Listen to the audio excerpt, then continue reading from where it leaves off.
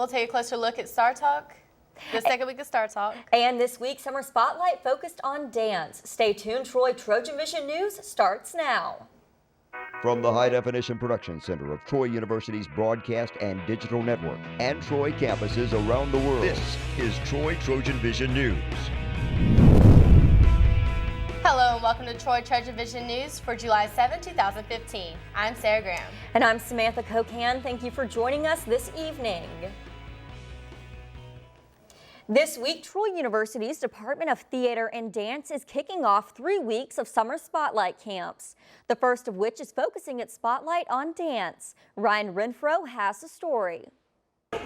This week's Summer Spotlight gives a look into the world of dance and creative movement as Troy University faculty share the importance of self-expression and storytelling through dance. This is just a really good way for them to use their imaginations, get in touch with their bodies. They're young, they're growing, and so anytime you can get them to be coordinated or be creative with the use of their bodies, it's always going to help them.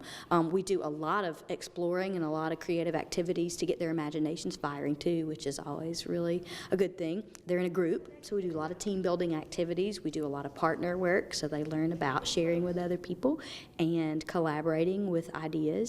Averett says the dancers learn a variety of dance techniques in preparation for their showcase performance on Friday.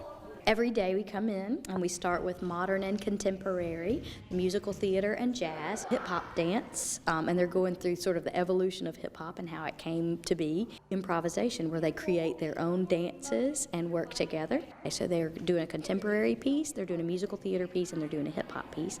And the campers aren't the only ones learning. Averett says it is beneficial to the Troy University student volunteers as well.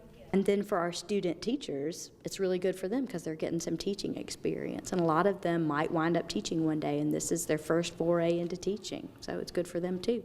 Ryan Renfro, Troy TrojanVision News. There are 2 more weeks of summer spotlights. Next week's will focus on drama.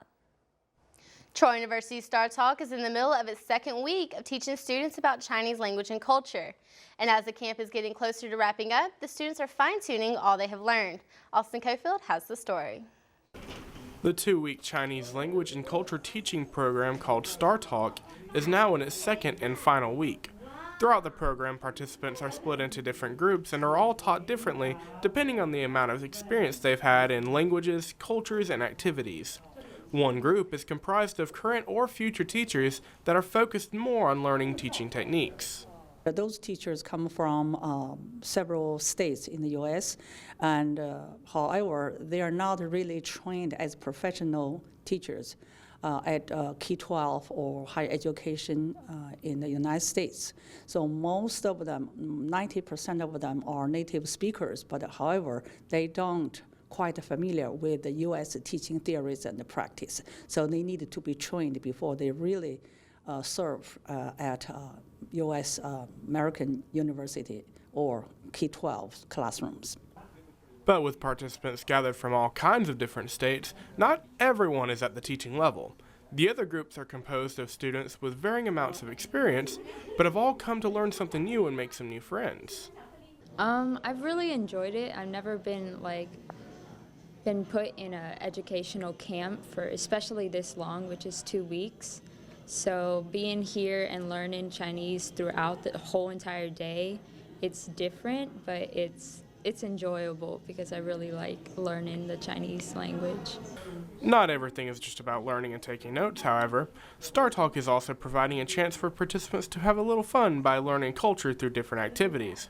At the end of the program, the Star Talk participants will put on a performance based on what they've learned over the 2 weeks. We're all kind of doing different ones. Some people are doing like a lion dance. I'm doing something specifically called Tai Chi Fan. So you get like a fan and you open it and stuff, and it makes really loud noises. So that's been fun for me. Austin Cofield, Troy TrojanVision News. Star Talk will wrap up with the graduation ceremony this Saturday. And now taking a look at news from around the state.